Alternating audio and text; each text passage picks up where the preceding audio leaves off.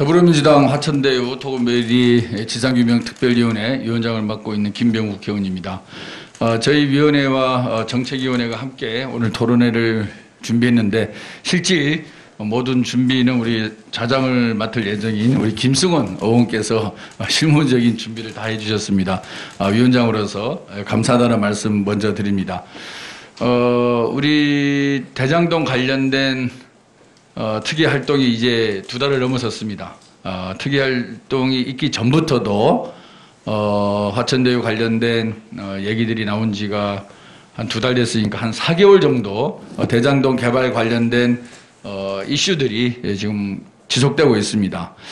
이 부동산 개발 또는 부동산 가격과 관련된 논의가 지속되면 될수록 국민들의 시선이 좋지 않다는 것을 저희가 느끼고 있습니다. 그만큼 이 부동산이라는 것이 국민의 실생활에 얼마나 밀접하게 관련이 되어 있고 또 국민들의 정세에 가장 예민하게 반응하는 실물 경제의 영역이다라는 것을 실감하고 있습니다.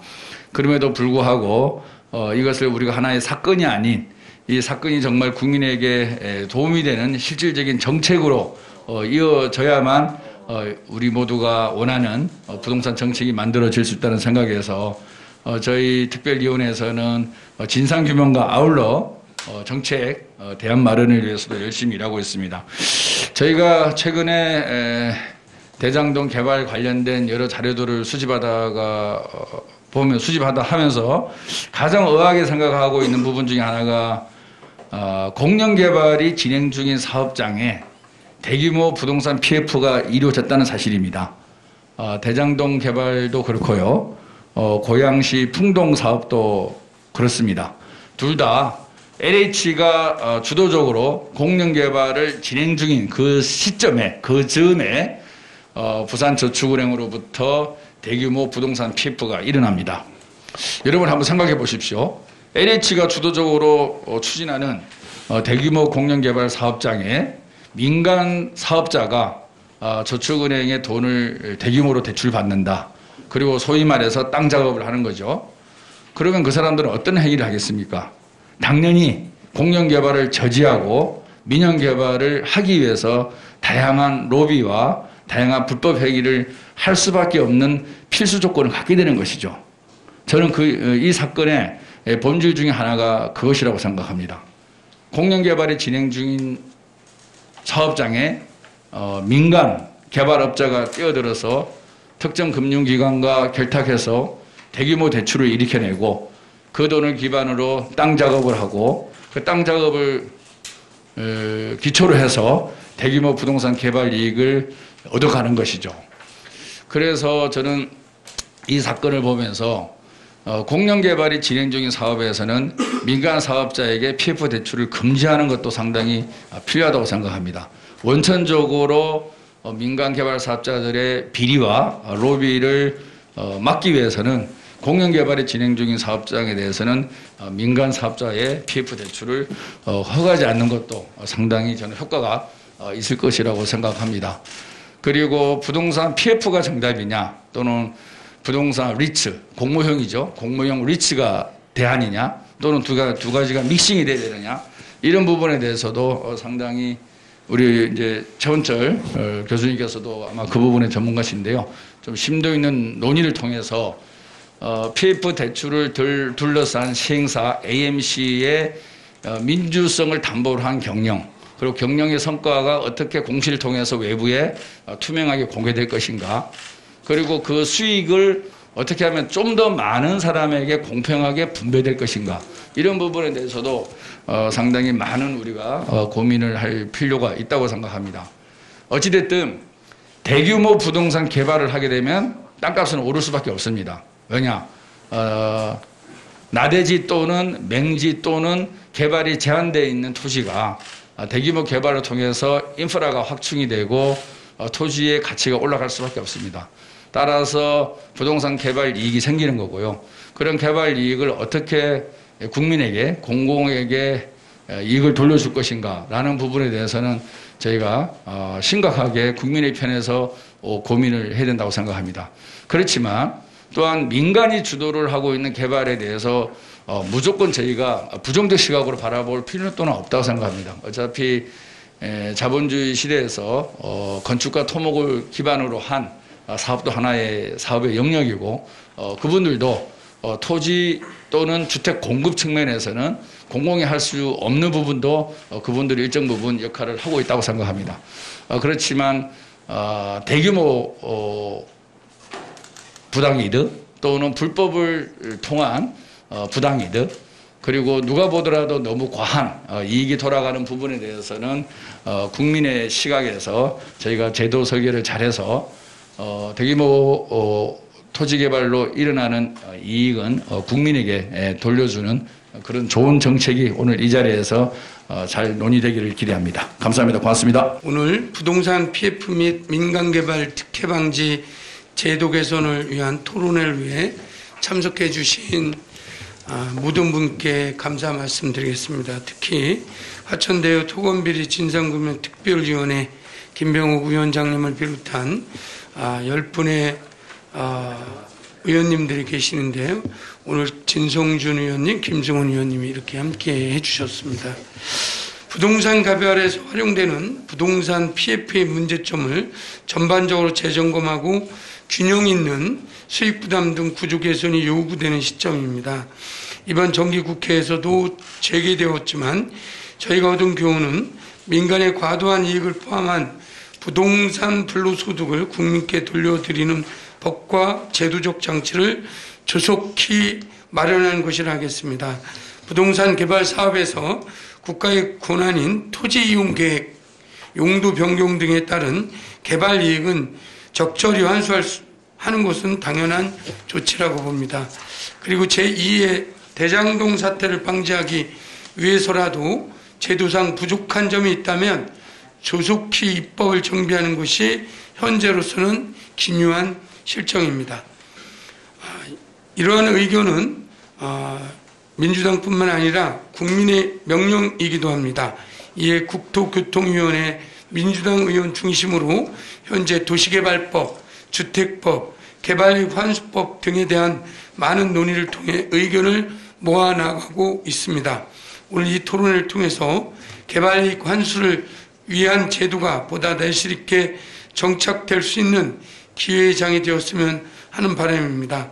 국민의힘에서도 조속히 상임위를 통해 국민들이 희망하는 제도가 빨리 안착될 수 있기를 바라며 대한민국이 한 걸음 더 나가는 계기가 되기를 희망합니다. 오늘 좋은 토론 부탁에 말씀드리겠습니다. 고맙습니다. 개발 이익이 민간 개발업자에게 독점되는 것을 막기 위해서 개발 이익 환수에 관한 법률 3가지 법률을 현재 국토교통위원들이 발의를 하고 심사를 하려고 합니다만 그동안에 지난 국정감사 과정 등에서 왜 이재명 성남시장이 그렇게 많은 개발 이익을 민간업자에게 몰아줬느냐, 왜 100% 공공으로 환수하지 못했느냐 질타를 하던 국민의힘 의원들이 정작 민간이 개발 이익을 이렇게 독점하는 것을 제도적으로 막자는 취지의 법안을 상정하고 심사하는 것은 완강하게 반대하고 있습니다. 이 때문에 내년도 국토교통 분야 예산도 심사를 못하고 있는 그런 상황인데 바로 지금도 그런 대치 상황이 계속되고 있습니다. 그래서 오늘 아주 귀한 영감을 주는 토론회라고 생각합니다. 저는 이렇게 그동안에 발생했던 개발 이익을 개발 부담금이나 이런 걸 어떻게 환수할 것인가 하는 것에 대해서만 천착해 왔는데 아예 부동산 프로젝트 파이낸싱을 제도적으로 어떻게 할 거냐, 그 비용 조달과 관련된 문제를 검토하는 것이기 때문에 그동안에 나오지 않았던 새로운 측면에서 접근하는 것이어서 매우 흥미가 있고 관심이 있는 사안인데 오늘 귀한 기회를 만들어주신 김병욱 위원장님과 또 박완주 정책위의장님께 진심으로 감사드립니다. 그래서 제가 오늘 시종일관 이 토론회에 꼭 참석해서 다 들어보려고 했는데 국토교통위원회 상황이 심상치가 않습니다. 그래서 본격적인 토론에 들어갈 때는 먼저 이석하게 될 것 같은데 양해해 주시기를 미리 부탁 올리겠습니다. 고맙습니다. 먼저 김병옥 위원장님과 위원님들 발제에 수고해 주실 내외 빈 여러분, 우리 김남국 변호사님, 특히 분자리 함께해서 감사 말씀드립니다.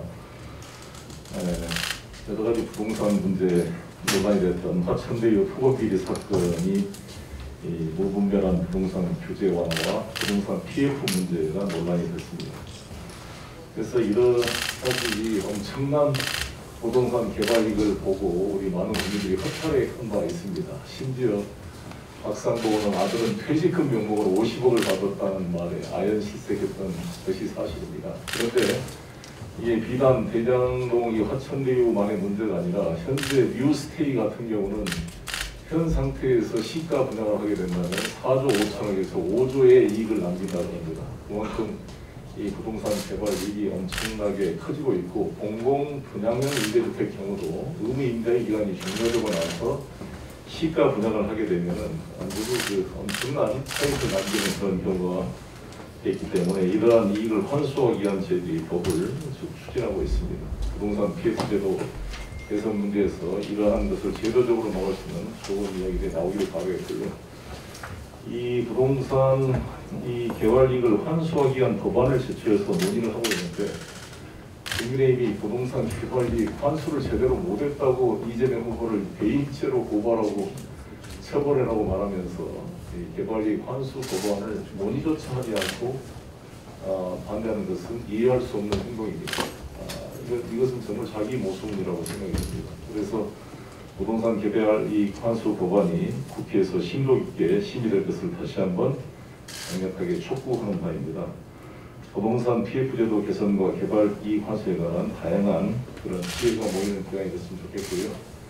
우리 이재명 후보께서 부동산 개발 이익 환수의 문제를 블록체인 기법을 이용해서 전 국민들에게 공유하는 문제도 제기해놔서 후속 지금 작업을 하고 있는 상태입니다. 앞으로 이 부동산 개발 이익이 특정 부동산 업자한테 되거나 국가의 세금만 환수되지 않고 전체 이 개발 이익이 전 국민에게 돌아갈 수 있도록 여러 가지 제도를 개선해야 될 것이 아닌가 생각합니다. 오늘 부동산 PF에 대한 전반적인 재검토가 이루어지길 바라겠습니다. 특히 오늘 또 종부세 과세 이래가지고 논란이 있어서 아마 다 설명을 했겠습니다만, 부동산 종부세의 고지가 됐습니다. 그 세액의 3.5% 정도만 이 1가구 1세대의 대상인 게 3.5% 정도입니다. 숫자로는 13.9%. 그러니까 제가 당대표가 되고 나서 1가구 1주택 종부세를 완화해주기 위해서 9억을 11억으로 공시지가를 올렸기 때문에 시가로는 약 16억 정도가 됩니다. 그래서 1세대 1주택 16억 이하이신 분들은 종부세를 내지가 않습니다. 대부분 한 70% 정도가 17억 정도에 해당되는 분들인데, 그분들의 종부세 평균 세액이 50만 원 정도라 그러니까 2000cc 중형차 한 대의 세금 정도입니다. 이걸 가지고 윤석열 후보가 종부세를 뭐 없애겠다, 원점 급하겠다 말씀하신 것은 이 종부세의 실체 내용을 제대로 알지 못한 것이 아닌가 생각이 들고요. 이 종부세액은 전체 우리 지방 재정으로 투입된다는 것도 잘 공부를 하시기를 바라겠습니다. 다시 한번 이 PF 개선에 대한 토론에 축하드리고, 그래서 좋은 방안들이 도출되기를 기대하겠습니다. 감사합니다.